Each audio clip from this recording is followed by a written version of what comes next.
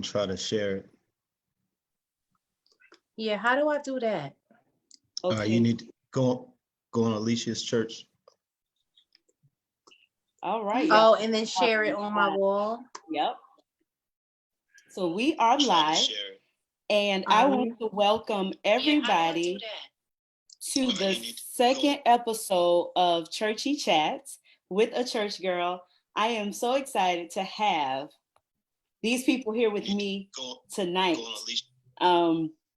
Everybody I have a history with, everybody I know. Church Girl. I want to introduce everybody to you first, and then we're just going to have a good old fun conversation. So if this is your first time on my page, my name is Alicia Wiley. I am the owner and creator of A Church Girl. It is a lifestyle brand that seeks to uplift and inspire everyone we have the privilege of connecting with. And Churchy Chats is my new venture. And last week was our first episode. And this week we are just going to keep the ball rolling. So let me tell y'all how I know everybody. I'm going to let them do a quick little intro, and then we're going to get into these good topics. So I met Pastor Donte. Y'all gonna hear me calling him D probably, but we met at the National Baptist Convention when I was a vendor in 2014. He came by my booth. He brought his people to my booth. They just supported, showed mad love. And then we connected again at the Gospel Music Workshop in 2015. Y'all, I had to lug a table up an elevator, up an escalator. He was like, come on, we got to go get to the people. Let's go get to the people. So he helped me to lug something to get the people. Listen, it was a serious situation, but we made it. So, it sounds like it. Yeah. So Right. We connected from vending and conferences, and we've just been connected ever since. Asia is my dear, dear, dear friend.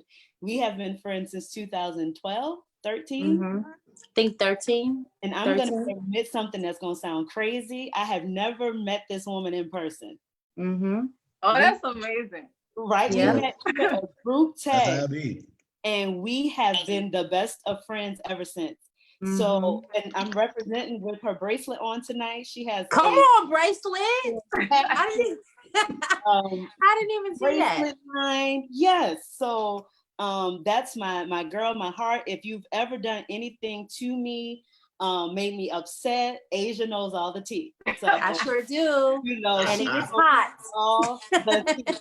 So, and then my girl Cortney, listen, y'all, she has this dope, and it's called Virtuously Dope. So that's how you know she's dope. She has a brand called Virtuously Dope. I saw something somebody posted actually that goes to my church. Renee Crawford, Cortney. That's my sister. Yeah. My oldest sister. She posted about it, and I was like, anything that says Virtuously Dope, I want to be a part of. I started following her, and we just kind of started supporting each other through social media. So that's how we all got here. Y'all can introduce yourselves, and then we're going to get right into tonight's topic. So am I? You go first. You got it. First, Come on, Pastor. I'm the only brother on here, so here we go. But yeah, so it's so funny because in the midst of pulling up emails, trying to figure out, what's what for the Zoom chat, I pulled up a receipt for a church girl. And it was the first receipt from where I initially purchased the church girl shirt for my daughter, who was 3 at the time. She's 8 now. So yeah, so it's been a minute. But yeah, she's a big girl now. But I was so happy to buy her that shirt. I thought it was so dope. I thought it was an incredible idea, and I just believed wholeheartedly in the brand. And so from then on, like Alicia said, we've been cool ever since. And so I'm happy to be here. I'm originally from West Virginia. So if you have never met anybody Black from West Virginia, congratulations. But I'm currently serving as youth and young adult pastor at Consolidated Baptist Church in Lexington, Kentucky. So that's where I am now, and glad to be here with my new friends. Come on, new friends. All right. Oh, who's next? I can go. So my name is Cortney. I founded a online Christian network for women called Virtuously Dope, and there my mission is to provoke the God consciousness, and we edify, educate, and empower personally, spiritually, and professionally. Come on. Dope. I love it. Love it. What am I gonna say? I'm just a nobody trying to tell somebody about anybody. Don't do it. I mean, I don't know what to say.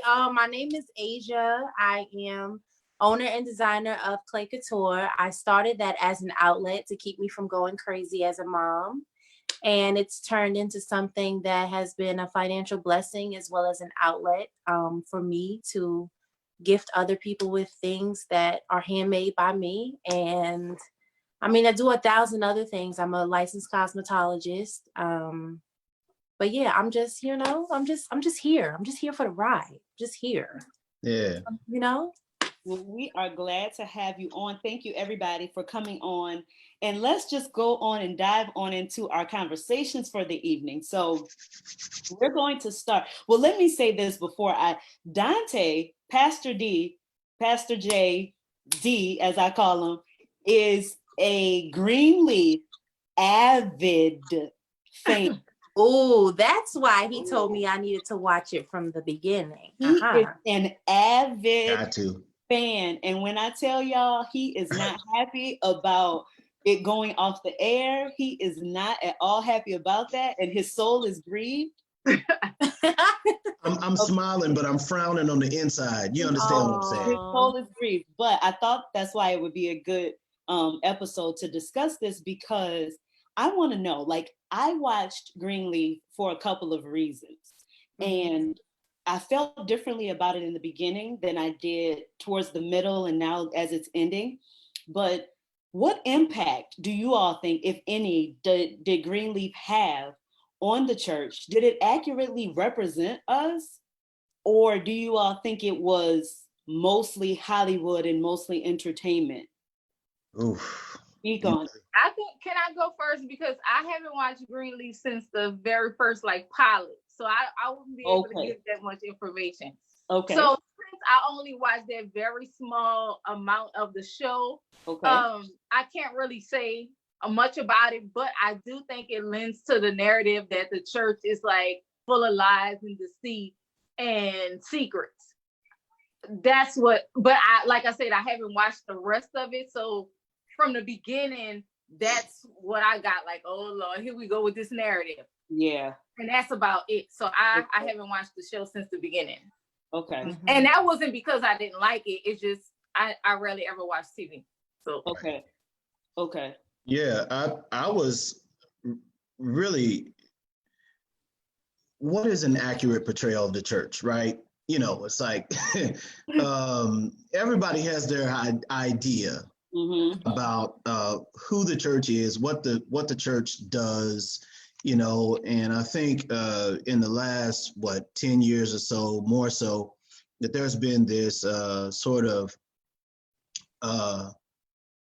people want to peek behind the curtain. What I know that this is what the church does. I know, we preach, we praise, we do all this stuff, but what lies beneath, right? So I think that in certain contexts, obviously there are things that go on in every church. I think we would be wrong to kind of deny that, but largely there are arguments on both sides. That on one end does more harm than good, and then on another end, it's just a great show that happens to take place in a church setting. I lean more towards it's just a great show that gives some entertainment value to what all of us can connect to, as far as our several church experiences, whether you're in a large church context or a rural church context. I think everybody can pull something from it because the foundation of it is faith and church and the church culture. Yeah, and I agree with that. And here's my thing that I feel about every religious show that's not like a reality show. I feel obligated to watch it because, first of all, I never want the saints well, let me not say the saints, the people who are not saved. I never want people who are not saved to have one up on me. That's good. And be able to be like, yo, that show said, and I don't have context for that. Because, you know, sometimes people will try to not attack us, but they'll be like, this happened on Greenleaf. Is this what's happening at Life Center? And you'd be like, hold up now, pump the brakes. Attack is fair, though. Attack is a fair word. They do attack. So attack is a fair word. Right. So I like to have, even if I don't really watch it, even if it's just background noise, I like to know what's going on. Yeah. It makes me nervous, I will be honest, when people who don't go to church like a show like Greenleaf, because I feel like they're saying, see, that's all the church is about. Exactly what I said it was about, this, that, and the other. What I do appreciate about Greenleaf is through all the drama, it did address some very serious themes in a church family and the issues that go on. I mean, the daughter came back, but the daughter is never, if there's a son in the picture, the daughter is never supposed to be the successor. She's never supposed to be the next pastor or priest. So it addressed those issues that really exist inside of a family, a first family. Yeah. But what I appreciate about it most is they somehow still make their way back to it being about God. Not all the characters, not Charity. I don't think, what's her name? Chastity, whatever her name is. She get on my nerves. Charity. She works not on your nerves though. She works my nerves, but it seems to all the mom always seems to kind of get back. Grace seems to kind of get back. The dad seems to kind of get back to it being about God. So I appreciate that, because come on, a church is just like anywhere else. There's gonna be drama. There's gonna be situations that have to be handled, and it's a business. And people don't see it like the church is a business, just like any other business. So there are going to be things that arise and things that we have to deal with, and we may not always choose the best way, but it can be tough. It can be tough. But do you all think? Go ahead, Donte.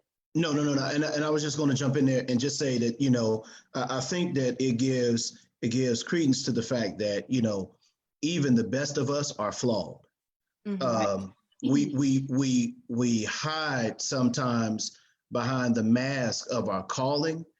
We hide sometimes, and we are not the best at dealing when it comes to the complexities of when life happens to us who are on the front lines of ministry. I mean, I recently went through a divorce, and so that was like, you, nah, bro, it ain't supposed to happen to you, but life happens to the best of us.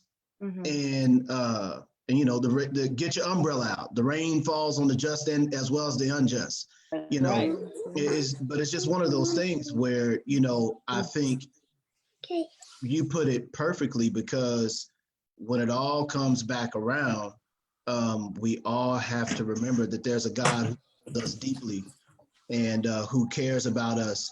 And Grace, who is one of the primary central figures of the show, you know, always kind of brings everybody around back to that perspective that, you know, she's a central point, I think, for a reason, you know, and I love the way that the writers did that, because it always points us back to Grace. And if we remember that discussion between Paul and the Corinthian church, where he says, God says that even after the thorn in your flesh, my grace is sufficient, right? Yes, sir. Yes. And so I love that about the show, and that's probably why I'm an addict. I love that show. Upset, and I agree. And some of our viewers are saying that sometimes people take stuff too literally. I think other, if there's a show about, I'm gonna just use Superstore for example. It's about a Walmart type store.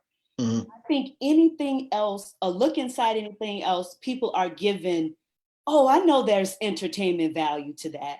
I know that they're throwing stuff in and making it juicy, but for church, they like, nope, that's how they are. They greedy, they don't consider the entertainment value. And I'm not saying a lot doesn't happen in the church. Now, that's not what I'm saying.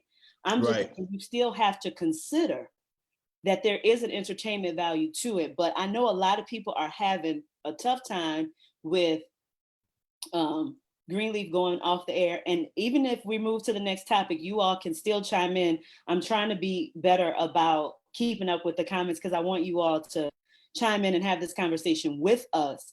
But this is kind of going to something a bit different. So I was online some time ago, just kind of looking at Christian influencers and stuff like that. And I came across this they're a beautiful couple. And I saw something that said that they live together. And I was like, let me research this a little bit to see what's happening. Because I had my last Ask a Church Girl show, I talked about people living together before marriage. And I gave my opinion on that. And I'm going to let y'all talk. But this couple lives together and they're celibate. Now, I saw that face you made, Donte. But they live together and they're celibate. Now they have rules and all of this stuff. So we're gonna chat it up. But let me ask you this: let's take back the celibate part. Yeah. Is it okay? This is a lifelong, I think, church conversation. People will always debate about this and talk about this. Is it okay to live together before marriage? Cortney. Okay, so we taking out the aspect that they're celibate when we're talking about this now, right? Right now, then we're gonna bring that in. All right, so I don't think it's okay. Okay. And why do you say it's not okay? Because the Bible is clear about sexual immorality. So that's just what it is. I mean, you're gonna live by the outlines or the boundaries of the Bible, you're not. So I feel like given that outside of what they're doing, I think it's just, for me, it's just there's no other option. That's gonna be a no. I really, just in listening to it, my question is, back to that, is there a clear biblical precedent for living together? Okay. Because that I think that may be what we may need to explore. Is there a clear biblical precedent for living together? Specifically living together. Specifically, not having sex before marriage. Specifically living together, and then I think that the answer to that question is no. Right. The clear biblical precedent that we see set, again, and I hate to bother Paul so much, but Paul in 1 Corinthians 7, he talks about, and this is what we hear all the time, right? Every man should have his own wife. Every wife should have her own husband, right? That's sort of the working thought process. And so, we're looking at it from an aspect that's like, all right, well, you're not married, you're single. And I believe that. I believe that until I'm not that liberal. Or, just because you've been together for a long time, you calling a wifey, and that's why. That part. That part right there. But I think that there's just a discussion that needs to be centered around one. I don't think you can interject the discussion of sexual immorality without sex. You're not having sex. My former wife and I, we lived together in the preceding months of our marriage, and so from July, and we didn't get married until October. It was like late July, and then we didn't get married until that October. We lived together at that time. Now, again, my former wife and I, up to the time of our marriage, were celibate. We've been together 2 years, and we're celibate those 2 years. And so, again, you cannot interject the sexual immorality discussion without actually talking about the act of sex, because that's what makes it right a deal breaker. Yeah. Right. You know what I mean? Right. That's when it gets, kind of hairy, and you gotta get up out of there. Extracting sex from the discussion is like, well, what are we talking about? Don't you want to see if he wash all the time, or if she wash all the time? If she a messy person? She wash all the time. If she come home from work and just throw her clothes on the ground and like, Yeah, I'm the type of person, I'm gonna keep it a buck because I don't like surprises. Well, here's the thing, D.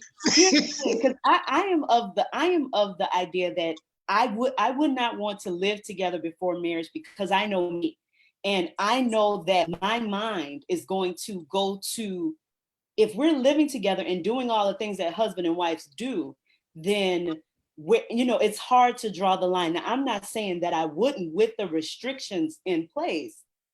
However, some things, if you don't know that your girl don't take a shower as often as she's supposed to, and you've been dating for 2 years, then you should know that whether you live together or not. If sis never sent you a text that say, I'm jumping in the shower, ever? But that's, I mean, but even at that, that's an assumption though. You know what I mean? Love blinds you from so many things and so many red flags, and so many this and so many that, to the point where you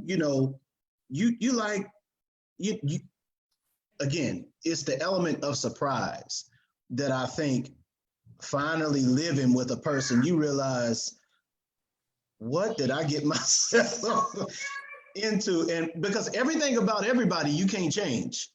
That's true. Mm-hmm. And if that's how they get down, in whatever that means, then you just kind of, you took a covenant with that. Facts.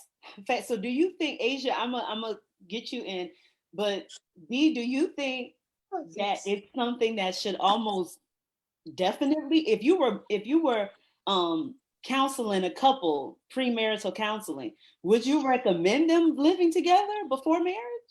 Okay, so that's a pointed question, and my answer to that is no. I don't automatically recommend living together. My main thing is, how do I get them to understand the clarity of this covenant? The real, how do I get them to understand that what they are doing is right in God's eyesight? Maybe they have children together. We got to be sensitive to that. Sure. All these sorts of things. Maybe they got history, yada yada.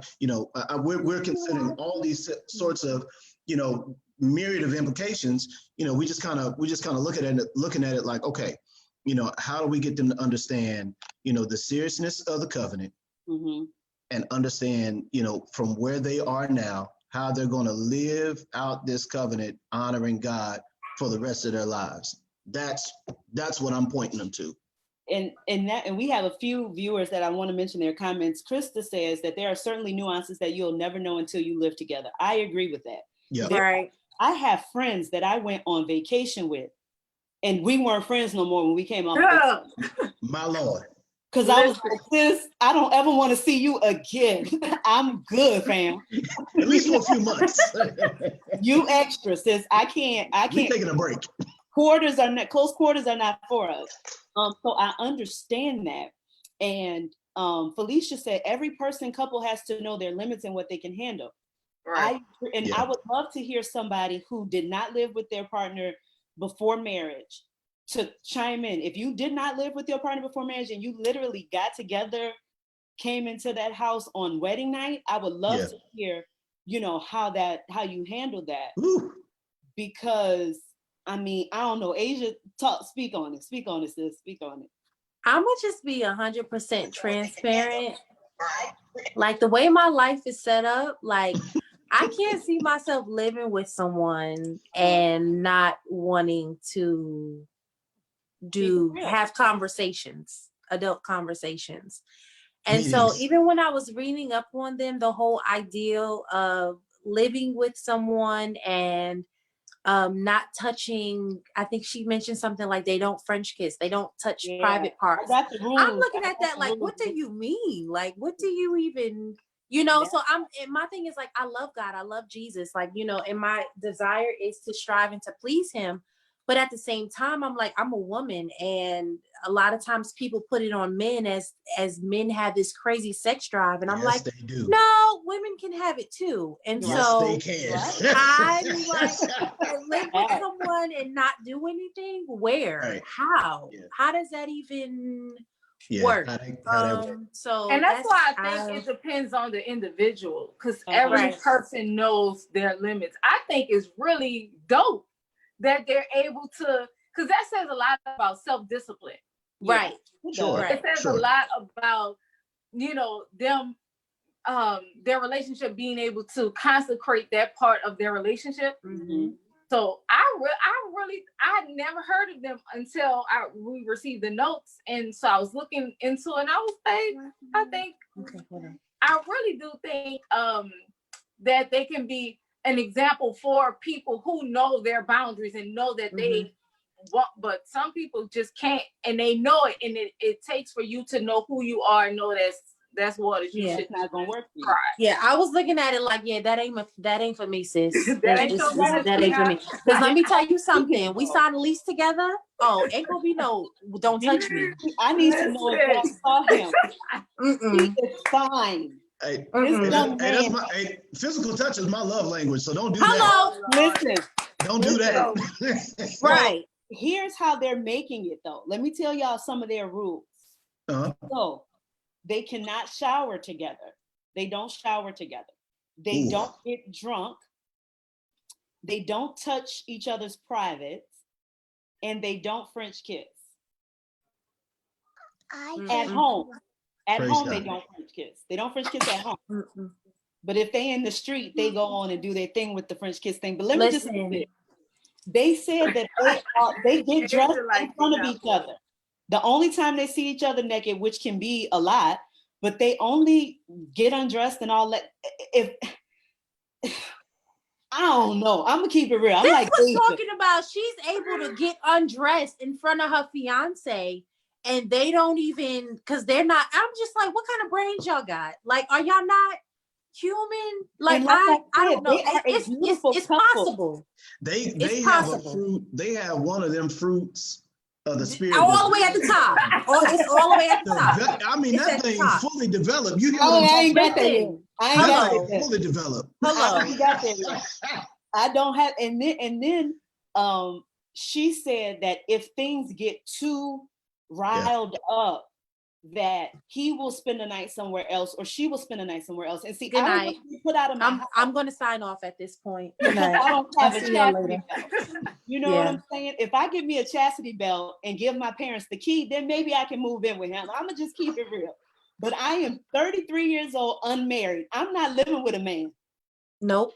And not knowing him in the biblical sense. Can I just be honest? Nope. Please. Can I just speak my truth? Please. So I'm gonna stay at my number. You stay at your number. And then when we can come to, when we are together, when we are married, then we can come and live together. That's me. Now y'all can keep talking. I have a couple comments I'm gonna read. One young lady says they waited. She moved in when they got married. She said she learned a whole lot in year one. And I think the thing about waiting till you get married is you have to be ready for that learning. Like, you have to give yourself that time to learn each other, be patient with each other, and realize, like, if you come from a situation where you used to living by yourself, like, I have not slept with nobody in the bed for 33 years. I don't even like sleeping in my bed. I like to sleep in the bed by myself. But that is something that I have to get used to. And yes, I want a husband, so I'm gonna start getting used to it. But what I'm saying is, there are certain things about people that you just have to give them a little time to adjust if you decide not to live together before marriage. Which I think is one of the indictments of this generation. We ain't patient at all. Facts. And, it does take patience, but when you're, again, marriage is two people coming together to make the same thing, or to try to do one thing the right way.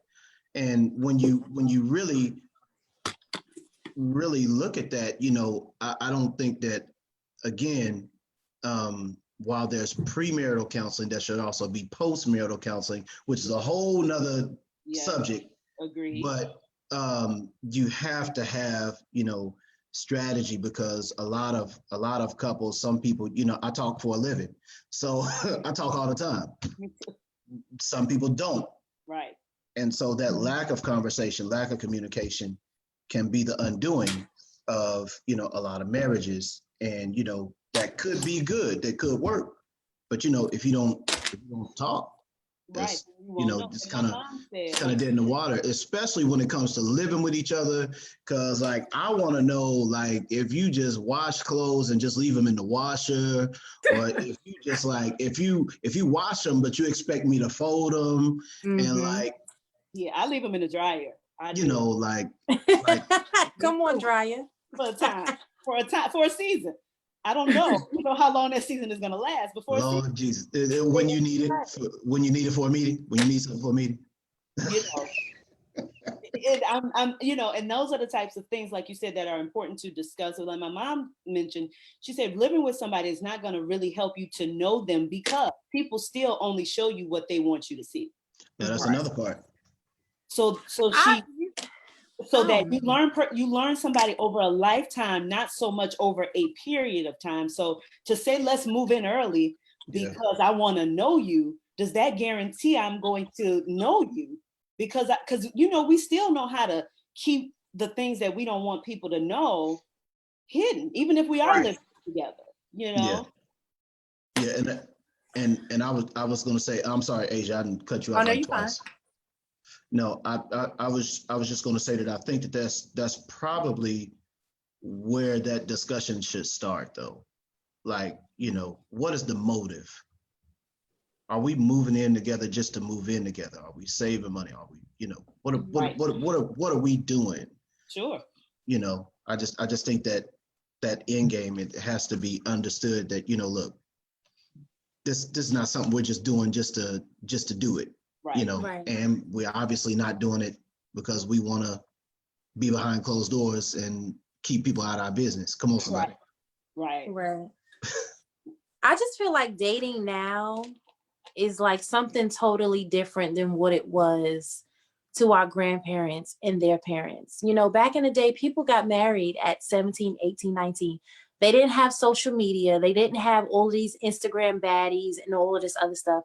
And even in other countries today, in cultures, listen, you this person's son, you this person's daughter. Okay, we putting y'all together. So y'all better figure it out. Right. We're the ones that want to do all this dating and eliminating and, okay, I don't like this about her. I don't like that about him. So I don't know, like, but I feel like with the other cultures that do it, they do it and they figure it out and it works. I feel like we give ourselves too many options. And that's why a lot of us are single for as long as we are, because it's okay, well, I can find better, or I'm not really compatible with that person. But back in the day, like I said, they got married when they were young. And in other cultures, they don't give you a choice. You get married to somebody based off of what that other family has to offer that particular family. And that's it. It don't matter if they got one eye and 4 teeth. Listen, that's gonna be bae. Oh well, too bad, you know. So, but that's true. And I think when I read a little bit more about their story, she's a new Christian. She's a new Christian. Wow. Meanwhile, she's a new Christian. Wow. He's been a Christian all of his life. Yeah. They moved in early in the relationship because she had something that happened. She didn't say what it was that happened, but she said something happened and they moved in quickly. So I don't know for her. Now, I'm not saying she's not doing it for God. But to me, it's more that she's doing it for him. And for her, it's like an experiment. Now, that may be unfair to say, but I only say that because if you haven't been a Christian that long, it's two things with new Christians. Either they're super sold out because they knew, or they dip their foot in slow. You know, it's one or the other. So I don't really know. I actually asked her to come on the show, but she's not taking bookings at this moment. So I'm gonna hit her back in a couple months to see if she wants to come on and talk about it, because to understand this fully, you know, from this perspective, I think talking to one of them would be the best way to do that. And I was just going to add on the end, because I know you have to transition, but I wanted to add that I think that it is ultimately our conclusion that we look at is that they are honoring God. They are seeking to honor God with their bodies. On a whole nother level. Definitely. No, it's up there. but ultimately they are seeking to honor God with their bodies. And I think that's at least the lesson that I take away from their story, that, you know, living together is one thing, but ultimately seeking to honor God with your body, which is closer biblically to what God requires of us, just to honor God with our bodies. And so I look at that and I take that away from that. Yeah, absolutely. And I agree with you. Like some people were saying, you know, in the comments, if where in the Bible does it say you can't live together? It doesn't in the Bible say you can't live together before marriage. The explicit instructions we get about marriage is a sexual relationship. The explicit instructions we get some other explicit instructions that say shun the very appearance of evil.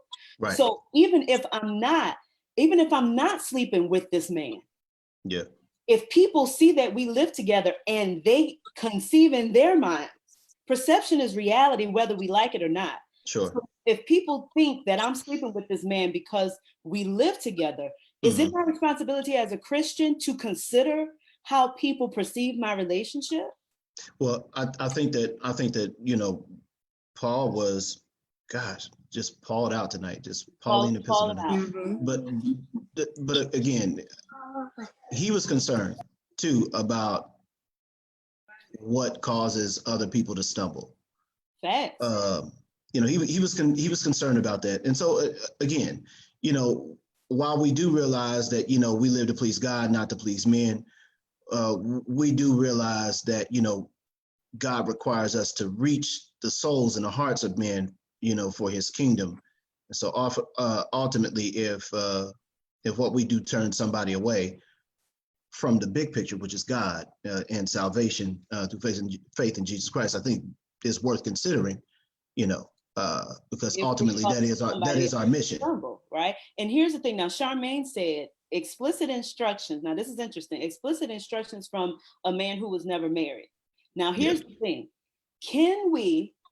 Are we allowed to say, because you are not married or you are not in a situation that you can't tell me what's right?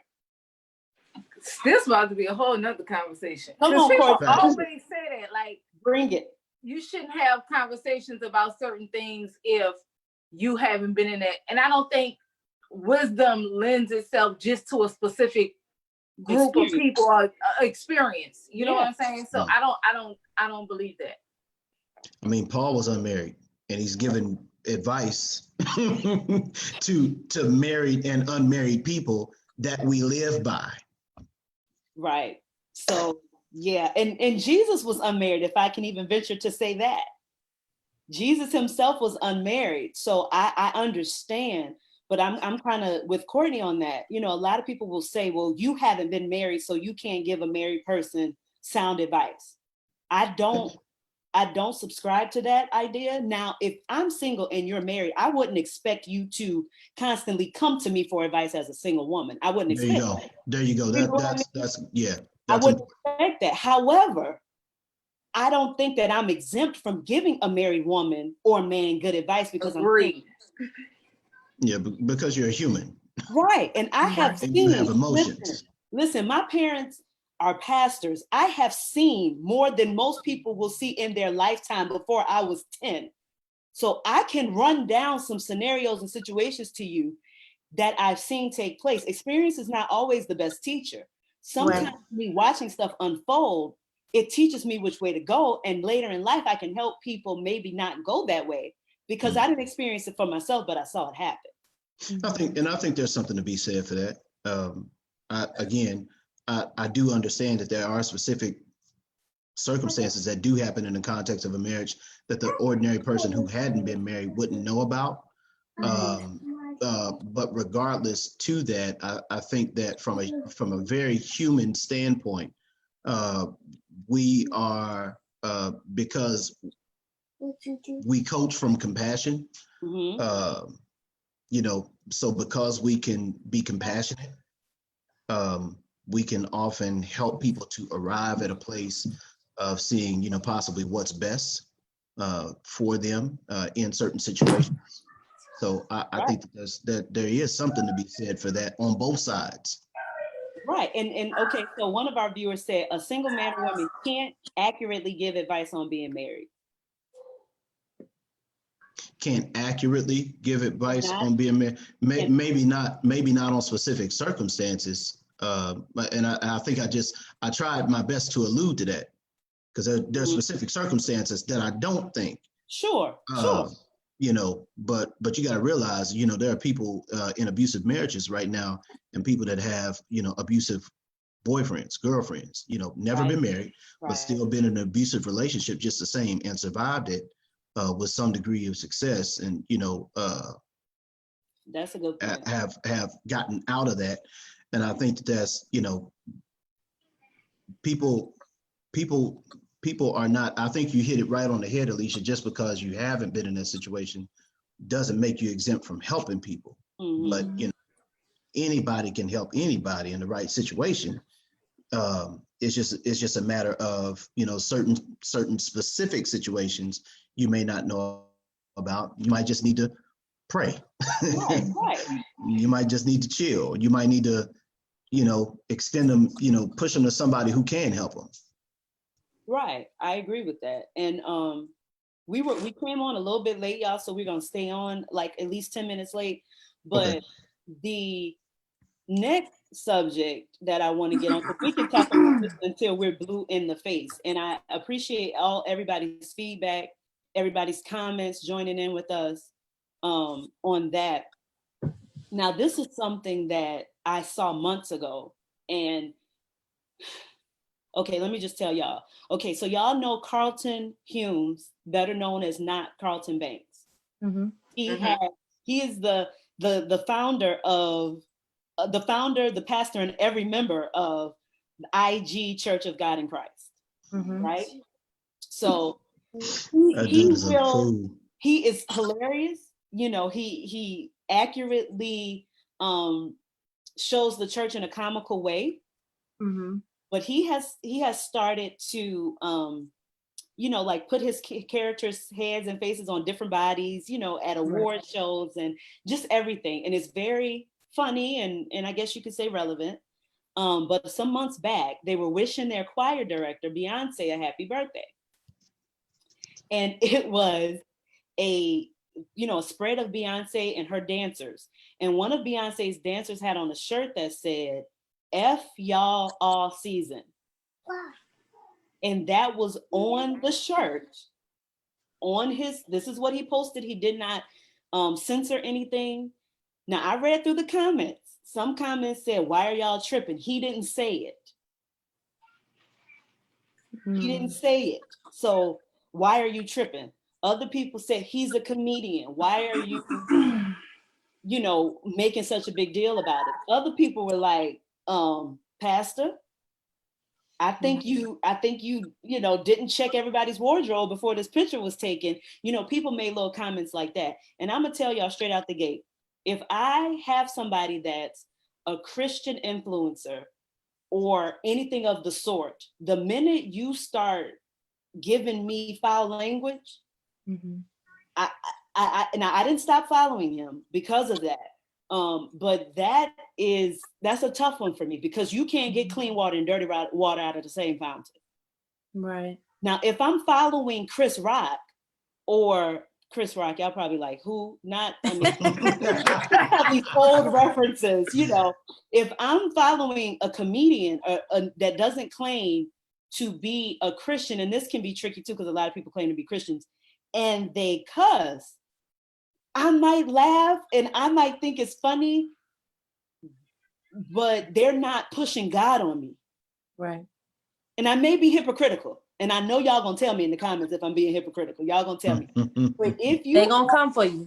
I know they're gonna come for you. If it is a Christian influencer, I don't expect to hear foul language or see foul language. I won't even like a post, y'all. And this can be a post from somebody that's secular that I follow, because I can't let people see in me like stuff with bad language. And I might have thought it was funny, but I can't double tap you, because people can't see that Alicia Wiley liked this post and the post got cussed in and people acting a fool. That's me. But I want y'all to speak on it. Crickets. No, I mean, I've been talking all night, so I'm trying to let Cortney and Asia. Okay. So no, we're gonna let Cortney shine on this one. Okay. As far as not crossing Banks is concerned, I think because his page is I think in his bio it says something to the effect of the funniest things happen in church. Right. And so because he has that page and it's like a parody to church, I think he always kind of straddles the line. You know, Lily's been giving us the finger since this started, right? So I expect that from him. And I agree with you. There's certain things, if I don't like it, I'll just unfollow it. I don't care who it is, just for me. But for him, I expect that out of him. So I didn't see it until I looked at the thing. But for me, I felt as if this is something I would expect from him. So it didn't sway me, in the opposite direction. Okay. What you say, Asia? Well, initially I had been following him for quite some time. And so when I went back and looked at the post, somehow that post must have passed me by because I don't ever remember that. But when I saw it, my first response was, oh, okay. Because I wasn't, like Courtney said, Lily has been giving us the finger forever. And people seem to find it funny. In my mind, I'm like, let a child give me the finger, I'm going to break the finger. But I mean, for whatever reason, we find comedy in it. And so with that being said, there is with him kind of that expectation that he will kind of like straddle the fence or kind of walk the line a little bit. But I also think that if you weren't really looking for it, you probably wouldn't have seen it. As a whole, though, I feel like if you're representing a Christian brand, there are certain things that should not be a part of the brand, especially if you're representing Christianity. So you're not going to have, if you have apparel, you're not going to have a shirt that says be anything on it because you're representing Christianity. So I think, I won't say he gets a pass. He doesn't get a pass. But at the same time, it's kind of like he's not Juanita Bynum. He's not, who else will we not expect it from? He's not, one of those people to where we would really be like, huh? But at the same time, it is a bit inappropriate. So. And here's my thing. People are saying, well, somebody say he's not a Christian influencer. He's a comedian. That's fair. Some people are saying that he smokes, and I don't follow him on Snap, so I don't know, like the personal stuff. Mm-hmm. And even with the middle finger thing, can we be honest? If somebody put their middle finger up at me and somebody straight up say F you, that's two different things to me. That might not be the same thing to y'all. I mean, it might be the same thing to y'all, but if somebody says out of their mouth F you, that's different than giving me the middle finger. Here, now, I know what the middle finger represents, and I'm not saying it's right for him to do the middle finger thing. Trust me, I'm not saying that's right. I'm just saying, to me actually seeing the word or hearing the word is different than a middle finger. Right. Now, I may be wrong in my thoughts, but because let me just tell y'all this right quick. I had a guy who I was at Chase one day, and there are two ATMs, right? So one, I mean, there's a line, but first the line is together and then the line is separate. So I always wait where the line is still together to see who's, gonna finish first. This man, when I tell y'all, this man called me all kind of B's and hoes and use a stupid MF. I mean, he dogged me out. Now, all I could do was ignore him, first of all, because things escalate very quickly. But I think if he had just stuck his middle finger up at me, I would have felt very differently. Now, here's what's funny, though, because I didn't budge. I waited. I still waited while he went through all these shenanigans. And then I pull up. He finally pulls up, and the ATM he pulled up to was broken. So vengeance is mine. Vengeance is mine, Lord. I will repay. You understand me? So he had to back his car up because it was broken. But I said that to say, if he had not called me out of my name and called me all of these things and just gave me the finger, I don't know if I would have been as offended. as I was, because the finger is just different to me. I say it again. It's not the same thing. And it's not okay that he has this little girl, you know, the character. But do we hold you to, I know he's not a preacher. I know he's not, and maybe we can say he's not a Christian influencer. But if everything he does is based off of the church, the world is not watching Carlton laughing because they can't relate. Right. Who is your audience? You're making your life, you're making your living, you're making your following off of the church. The church. And Renata said, how high is the standard? There are levels to the standard we hold other Christians to. So, you know, I don't know. She said her pastor would shock her, but not Carlton Banks. That doesn't shock her. And I mean, that's fair. Maybe I'm in the minority with this, and I'm okay with that. But, and like I said, I didn't unfollow him, but it just made me feel a certain way. But I'm this person. If you post something online, D, and because people post stuff like this, God is so good to me. He ain't gonna never let me by myself. So F these niggas. What? The same post. Yeah. Right. And I'm sitting here like, wait a minute, it cannot be both. But it makes me uncomfortable with people I know that are Christians post music that has cussing in it. That makes me uncomfortable. Yes, everything I listen to is not squeaky clean, but I can't share that on my page. I don't have that. Christians, we don't have that liberty.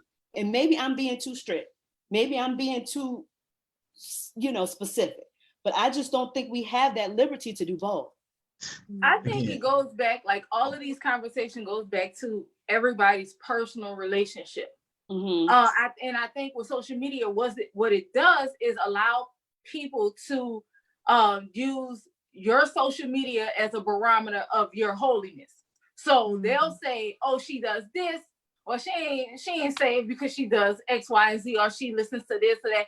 And I think it takes away from the humanity of the person when you may like something, but you don't share it because you are apprehensive of how someone else may receive it.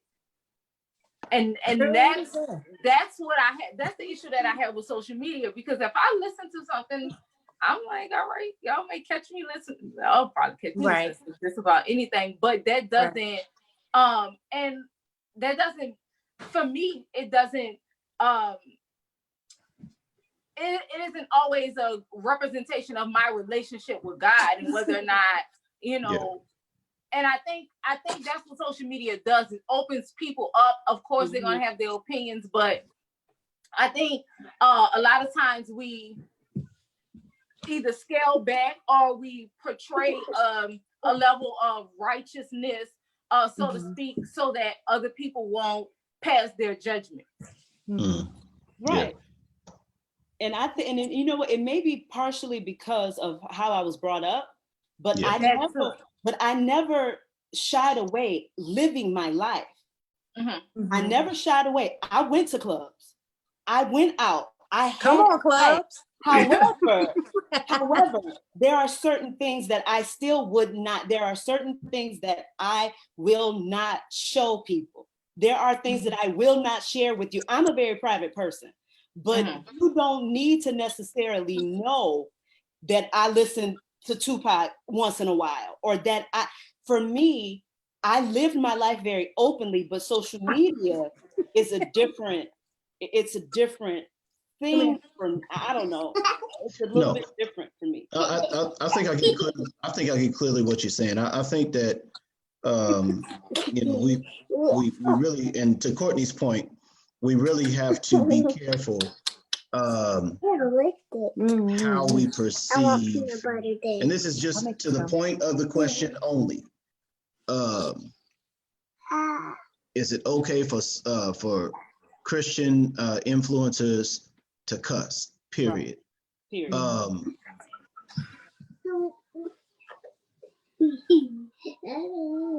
Peter cussed. Peter cussed. He's my dog because of that. Peter cussed, and you know, there are a lot more people that cuss. My point is, oh, praise his name. Glory to God. Come on. But what I think that we go back to that point that we were talking about when we were talking about the other question about living together. That perception is reality. So we perceive somebody's relationship with God as foul or off kilter because of what we see. And, when we see a shirt like that, we perceive somebody to be overly worldly. So how can they lead me to Christ or tell me anything about the church or God or Jesus, if this is, who they are openly. And so that perception is we shun that and tend to take people those sorts of things a little more serious. I want to ask our host, can we invite the real star of the show on the camera, please? Please. Eden. Eden, you want to come say hi? Hey, Eden, come say hi. She's over here. Let me tell y'all something. She's over here tearing up cotton balls, asking for peanut butter sandwiches. I thought she was blowing bubbles. I didn't know. No. Say hi, everybody. Hey, Miss Eden, you sure are pretty. Say thank you. Thank you. Can you tell everybody how old you are? How old are you? Show them. Say 3. You're that many. You know what? My youngest son is 3. His name is Josiah. Maybe an arranged marriage happening here. Come on here. Can you see Josiah? I'm going to be 4 next year. She's going to be 4. She's telling us she's going to be 4. She's a mature woman. Look at Josiah, and we gonna look. You see him? You got a friend in Kentucky named Josiah. And Kentucky's not far, I don't think, because we're not on YouTube.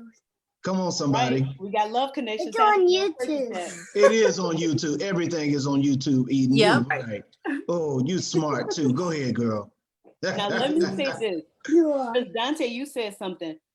You said, and I want to go have my big things that sometimes perceived. My big I'm sorry.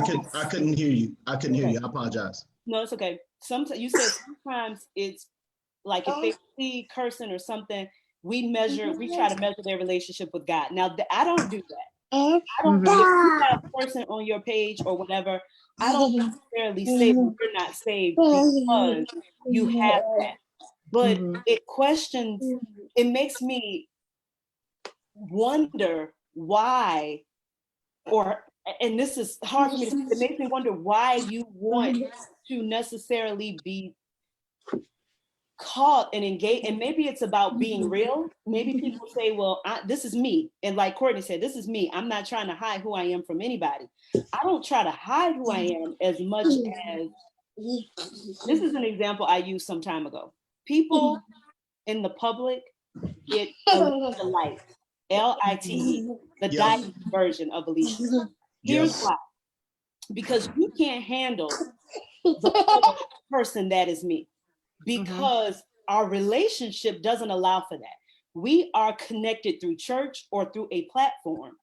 So if you really knew Alicia in her full glory, I'm not sure that you would appreciate Alicia in the way that you do. Now, here's the thing about Alicia Light.